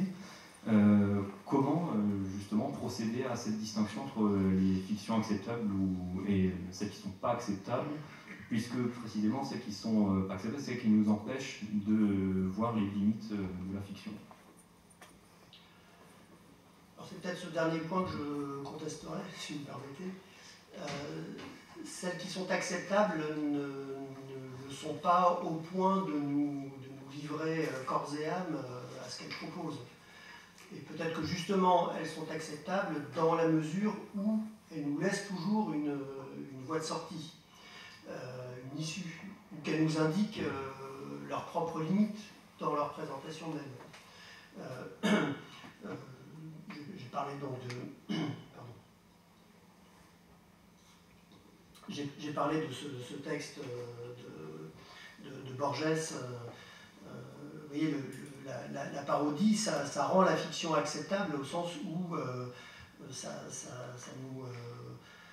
nous met dans une position de détachement et justement de suspension volontaire de notre incrédulité, parce qu'on sait qu'on peut y aller, on en reviendra. Alors que l'inacceptable, c'est cette emprise finalement de la fiction qui nous fait, justement comme vous le disiez, oublier le réel réel, perdre le sens des réalités, au point de confondre, c'est le cas dans les théories du complot, hein, ce que proposent de manière systématique ces théories, ces systèmes d'énoncés, et le réel tel que par ailleurs il peut être validé par des protocoles scientifiques tout à fait raisonnables et publics. Enfin, bon. Donc il y a quelque chose qui, du côté de l'inacceptable, vous voyez, tient de l'emprise, et pour le coup, hein, n'ayons pas peur des mots, de l'aliénation à laquelle on est conduit, alors qui peut être une auto-aliénation, justement si on s'enferme soi-même dans ces fictions en les prenant pour la réalité, on finit par ne plus faire la part des choses, et certaines fictions, c'est pour ça que je dis qu'elles sont inacceptables ou dangereuses, et certaines de ces fictions ne nous laissent plus la possibilité de savoir si on est dans le vrai, dans le fictif, dans le faux. Et le fictif est justement peut-être ce lieu intermédiaire d'indétermination où on peut croire qu'on est dans le vrai, alors même qu'on est manifestement dans le faux et qu'il y a des raisons de penser qu'on est dans le faux. Et ces raisons, on n'y accepte plus, précisément parce que voilà, il y a quelque chose d'ordre affectif qui nous pousse à adhérer à un type de discours, et encore une fois, à ce qu'un discours peut comporter de systématique. Il faut se méfier des systèmes, finalement, c'est ça le partage entre l'acceptable et l'inacceptable, c'est le systématisme, c'est pas le système en tant que tel, hein, il a des vertus, mais c'est le systématisme, c'est-à-dire le fait de fermer la possibilité de penser autrement, de vivre autrement que sous le régime d'un discours qui est déjà forgé finalement. Alors c'est très confortable, mais c'est dangereux, parce que c'est confortable. Est-ce qu'il y a d'autres questions ?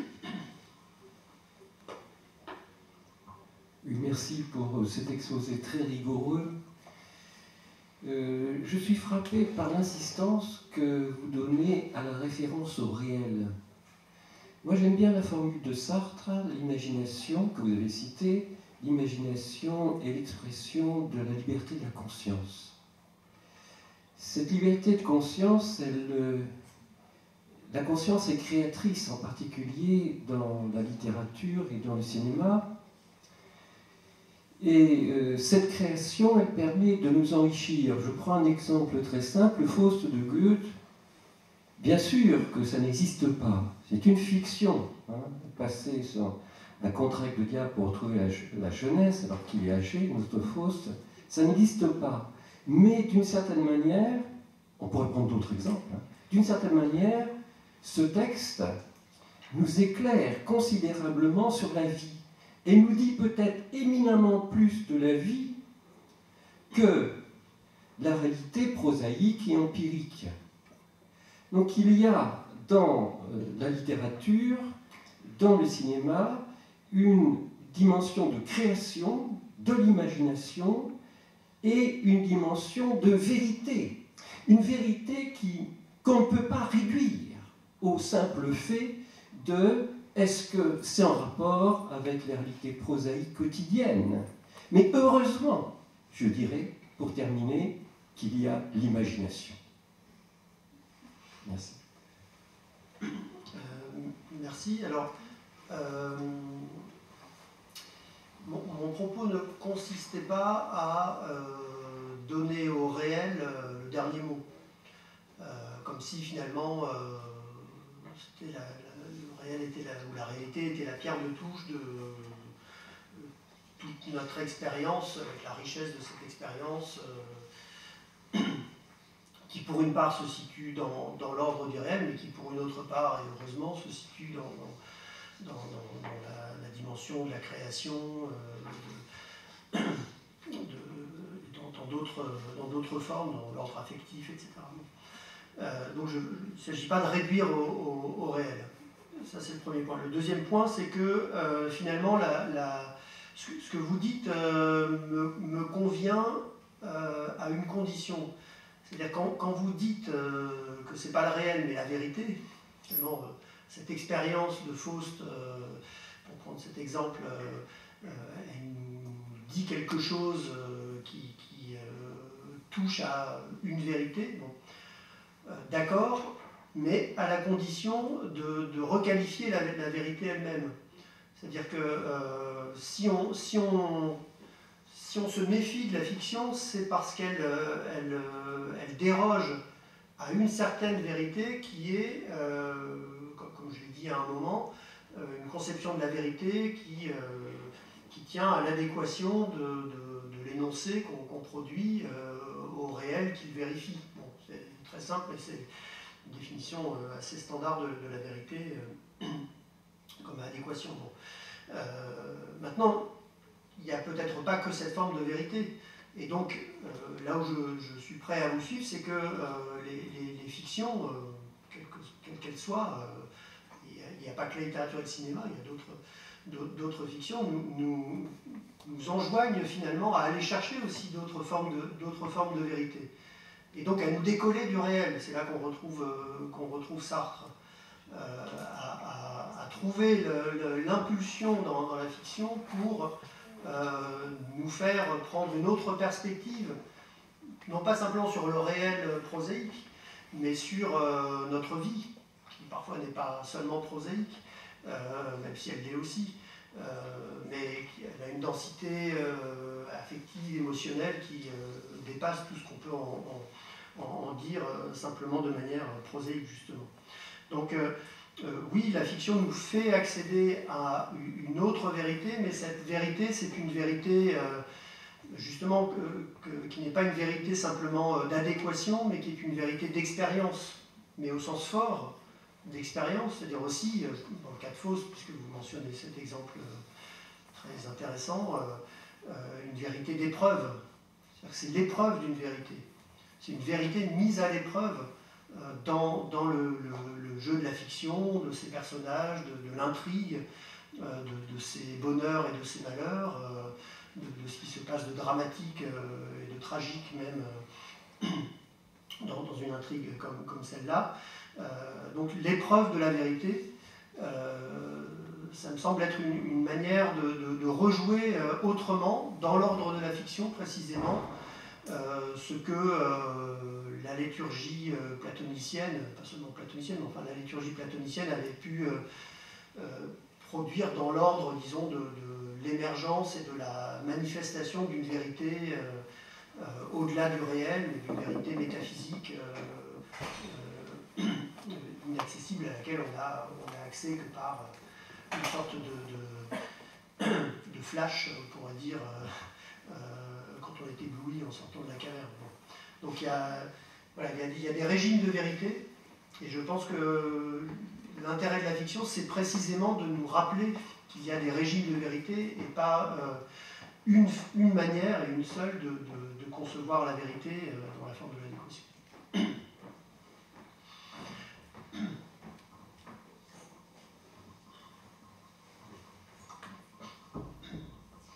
Et donc, Philippe, tu dirais que dans la fiction, ou plutôt dans les fictions avec S, il y a plus un enjeu de vérité ou plus un enjeu de réalité? C'est une confrontation à la vérité ou à la réalité? Pourquoi cette question? Parce que tu as beaucoup insisté sur le fait que les fictions nous donnent accès à la complexité, alors que la vérité, en soi, elle n'est pas complexe. Mais la réalité, oui. Donc, est-ce que le choix de pluriel aussi n'est pas une invitation à remettre en discussion non pas la vérité, mais la réalité? Oui. Je ne sais pas si je vais répondre de manière complète à ta question. Merci de l'avoir posée. Non, ce que je voudrais peut-être dire, c'est que j'ai cherché à faire apparaître la question de la vérité dans le sillage de la question de la réalité, pour les raisons que je viens d'indiquer, c'est-à-dire qu'il il y a une conception de la vérité qui s'accroche à la question de la réalité et qui finalement permet de dénoncer, enfin, conduit à dénoncer la fiction par son manque de vérité ou son défaut dans l'accès à la vérité. Maintenant, j'insiste sur le fait que insister comme je l'ai fait sur ces phénomènes d'absorption du réel dans l'ordre fictionnel, qui fait que le réel fictionné n'est plus le réel, mais est de la fiction. Bon, ça implique, je pense, qu'on revoit aussi le rapport de vérité qu'on a à ce réel fictionné. C'est-à-dire que le rapport de vérité qu'on a à ce réel fictionné, c'est un rapport qui se joue sur un autre plan. J'ai parlé de dédoublement, de passage à un monde fictif, bon, c'est pas très original, à un monde possible. Dans le cadre de ce monde possible, il me semble que la question de la vérité est rejouée sur un autre plan. C'est-à-dire que devient vrai ce qui n'est pas simplement vérifiable, mais qui est de l'ordre du possible.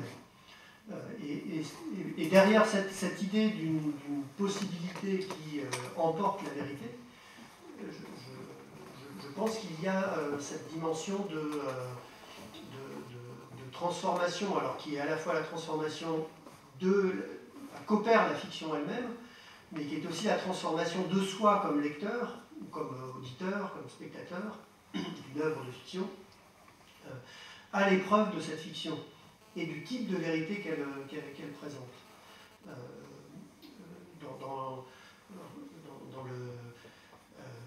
Cet après-midi, j'ai pas pu être là, mais que peut la littérature, avec Alexandre Geffen notamment, il y avait cette idée,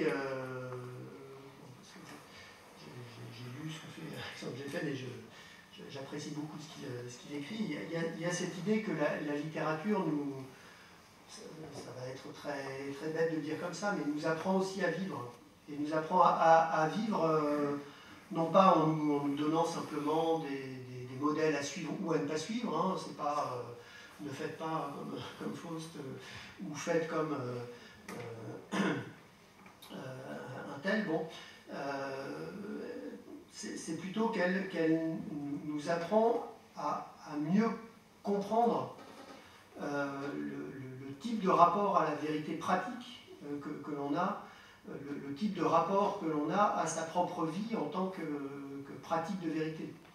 Alors c'est un petit peu en verbificoté, mais ça signifie quand même qu'il y a surtout cette valeur pratique de la vérité, je pense, qui est présente dans la fiction, parce qu'elle est mise en pratique par des personnages qui sont forcés de croire à ce qu'ils font, et aux intrigues dans lesquelles ils sont embarqués.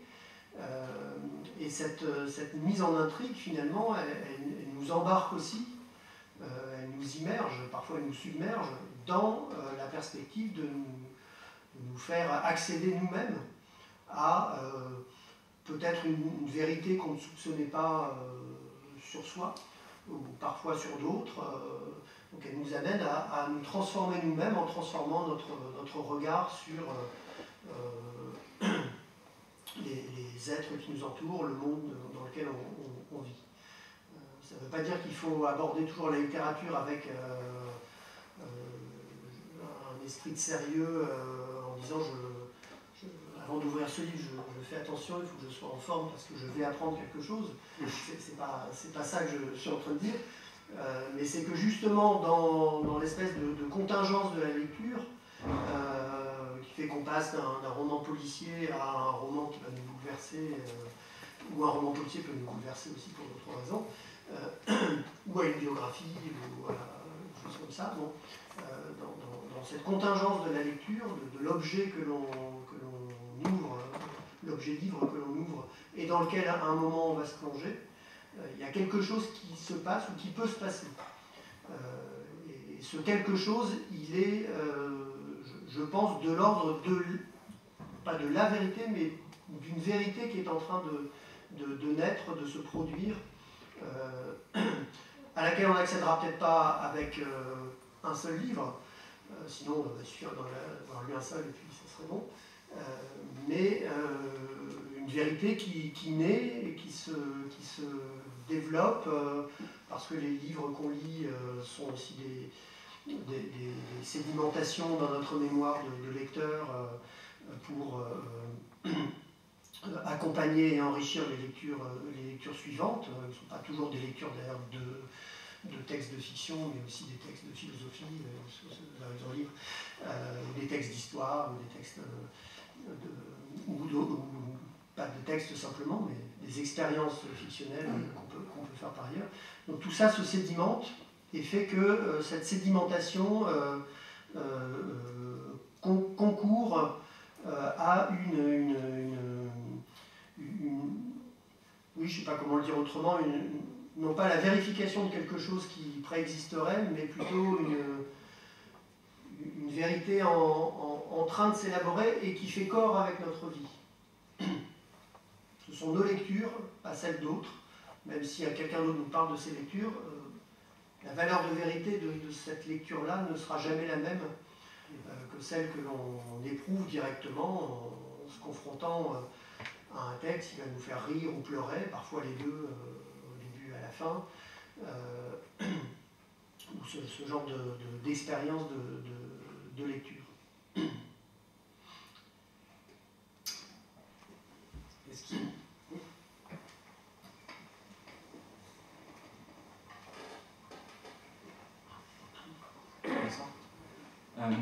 Du coup, dans la distinction que vous faites entre fiction acceptable et inacceptable, je me demandais ce qu'on faisait de ces textes qui jouaient à effacer leur dimension fictionnelle ou à effacer cette distinction entre fiction et réalité, comme les romans d'Édouard Louis qui se posent comme des romans et qui pourtant sont des autobiographies.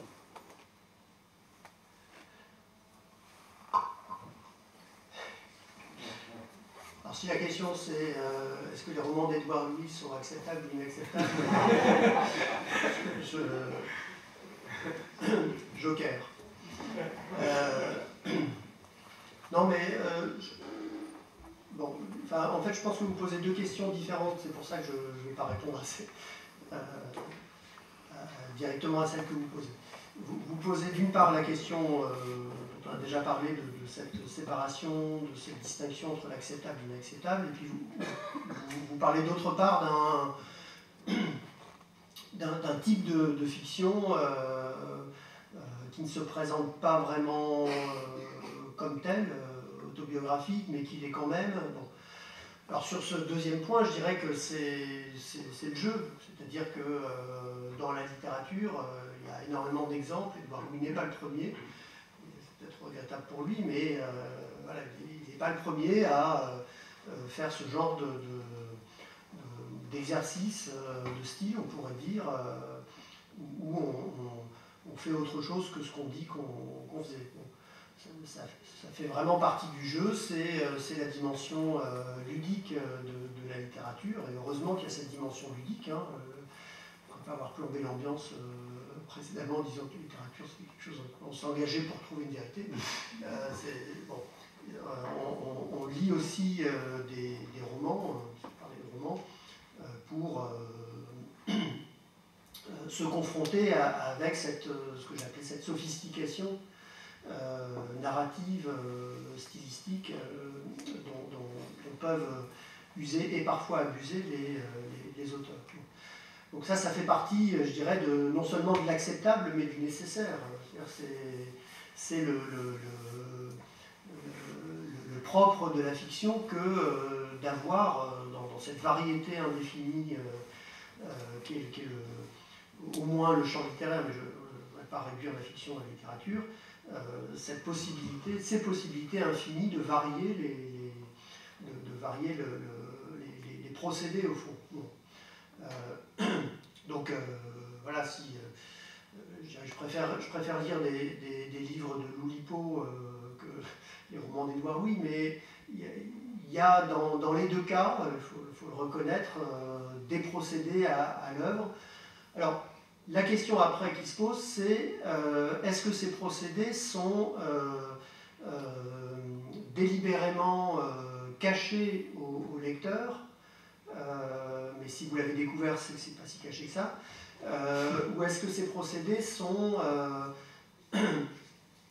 finalement explicités ou distillés de manière plus ou moins tacite dans, je sais pas, sur la quatrième de couverture, sur une note au début d'un roman ou quelque chose qui explicite le statut finalement de l'ouvrage qu'on va lire, le statut fictionnel, auto-fictionnel, ou que sais-je encore, du texte dans lequel on va entrer.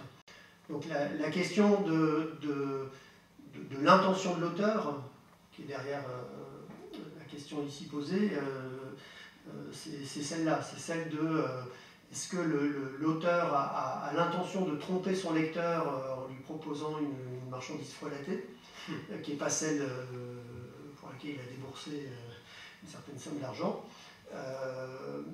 ou est-ce que le lecteur est bien au courant, bien conscient de ce à quoi il s'engage, de ce dans quoi il s'engage en ouvrant la première page de tel ou tel livre. Donc c'est là, disons, que joue peut-être je dirais pas l'acceptable ou l'inacceptable, parce que je ne pense pas que ce soit aussi grave que ça, en l'occurrence, mais c'est là que se joue, en plus de la perspective du lecteur qui s'engage dans la lecture, la perspective de l'auteur et de ses intentions, qui peuvent être plus ou moins dissimulées, mais qu'elles soient dissimulées ne fait pas de l'auteur un traître à la littérature, avec un grand L, si ça existe, mais peut-être quelqu'un qui cherche autre chose dans l'expérience qu'il fait. Alors, pour Édouard Louis, et je ne vais pas m'étendre trop sur ce sujet, il me semble que sa démarche, elle est quand même assez claire, ce qui ne veut pas dire que c'est un jugement, elle est assez claire, c'est-à-dire qu'il se pique d'être un écrivain sociologue.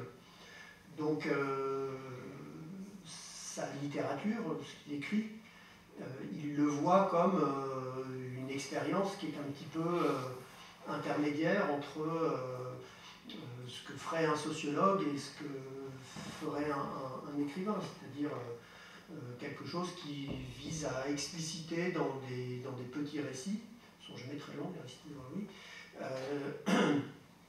à expliciter dans ces petits récits, finalement, une expérience qui a une portée sociologique. Comment on s'arrache à son milieu d'origine, et comment cet arrachement est perturbant, comment il n'est jamais tout à fait achevé, comment il provoque des dérèglements dans son existence, des malheurs, mais aussi des joies, bon, ce genre de choses. Donc, on va dire que c'est un genre particulier qui est de la sociologie en première personne. Bon, de l'autosociologie. Je ne sais pas si on peut aller plus loin sur cette question. Mais, il y a le temps pour une dernière question.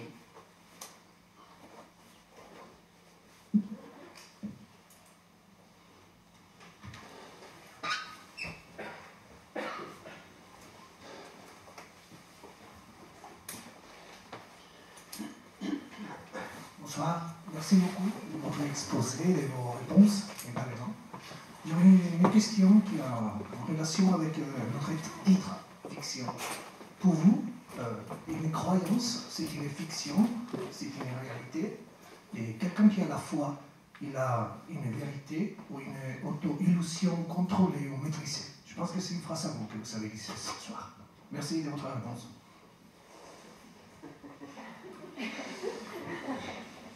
C'est pas la question la plus facile.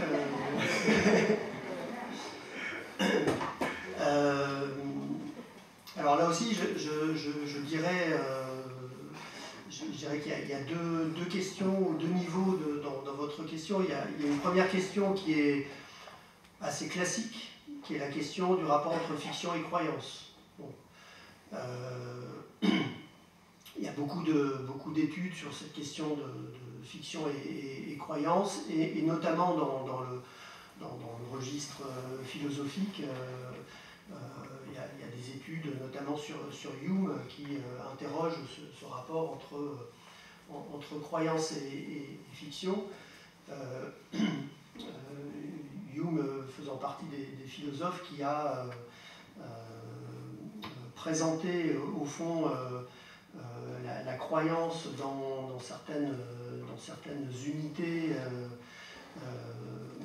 d'expérience comme une croyance nécessaire, mais qui n'est pas fondée sur la réalité. La réalité nous présente une juxtaposition d'événements, et il faut donc activer une forme de croyance fictive dans l'unité de cette expérience pour pouvoir continuer à vivre, tout simplement.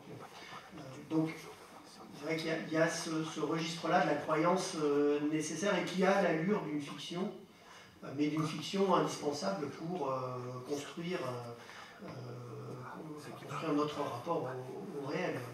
On pourrait, j'en ai pas parlé du tout, mais on pourrait également évoquer les fictions juridiques comme des fictions qui finalement nous obligent à croire certaines choses pour permettre à la réalité sociale, politique de se poursuivre de manière satisfaisante. Il y a des éléments très intéressants dans le livre de Jean-Pierre Clairaut qui s'appelle Essai sur les fictions, qui en termes de fiction juridique parle ça évoque l'extraterritorialité des ambassades. Donc qui est le fait que voilà, une ambassade qui est située dans un pays donné n'appartient pas à ce pays où elle est située, mais est une sorte d'enclave juridique à laquelle le pays donné et ses autorités n'ont pas accès. Et donc cette extraterritorialité, elle est une fiction juridique à laquelle nous sommes tenus de croire. Là, pas, on peut y croire ou pas, on est tenu d'y croire pour que puissent s'exercer des relations diplomatiques entre les pays et que les pays soient représentés sur les différents territoires. Alors, l'autre question, c'est celle de la foi, donc qui est un type de croyance. Alors, je ne dirais pas que la foi est une fiction, même si, bon, il se trouve que j'ai travaillé il y a déjà longtemps maintenant sur un philosophe qui s'appelle Ludwig Feuerbach et qui a analysé la constitution, le mécanisme de constitution de l'illusion religieuse, ce qu'il appelle l'illusion religieuse. Vous voyez, s'il parle d'illusion religieuse, c'est parce que pour lui, il y a quelque chose qui est de l'ordre de la fiction, ou de la fictionnalité dans le mécanisme même de production de l'idole religieuse, pour le dire à sa manière. Et donc la foi, sur cette base-là, c'est pas le seul penseur de la religion, loin de là, mais sur cette base-là, on pourrait dire que la foi relève effectivement d'une croyance illusoire, mais d'une croyance qui est illusoire, mais qui, comme toute illusion, ne disparaît pas une fois qu'on a révélé son mécanisme. C'est-à-dire que c'est pas parce que vous savez que la Lune n'est pas... Enfin, que la Lune est beaucoup plus éloignée que l'impression que vous avez quand vous la voyez énorme, que cette perception va disparaître. Donc il y a une distinction à faire entre ce que l'on sait et ce que l'on voit ou ce que l'on croit quand on est dans le régime de l'illusion. Après, voilà, on pourrait dire qu'on peut ranger la foi du côté de l'auto-aliénation, c'est ce que fait Feuerbach. On s'auto-aliène soi-même parce qu'on cherche à conserver cette foi en s'auto-illusionnant sur la puissance finalement du divin auquel on croit. qui nous renvoie sa puissance, donc on en profite, donc on a tout intérêt à entretenir cette croyance. Donc ça c'est l'analyse critique que Feuerbach propose de la religion.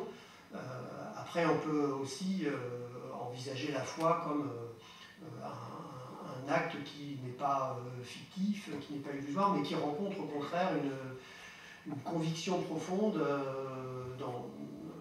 contre laquelle on ne peut pas, à laquelle on ne peut pas opposer un réel quel qu'il soit. Bien sur cette conclusion, cette leçon, le réel exactement. Cette leçon inaugurale donc touche à sa fin. Encore merci, cher Philippe Sabot, pour cette leçon magistrale. Je tiens également à remercier les techniciens du Palais des Beaux-Arts, ainsi que l'ensemble de l'équipe qui a participé à la construction du programme Fiction, Karine Bocquet, Véronique Châtenay-Dolto, Francis Foreau, Frédéric Gendre, Florence Gravas, Myriam Pleine-Maison, Nicolas Rigui, Jérôme Saint-Léger et enfin Caroline Soil. Merci beaucoup, merci à toutes et à tous.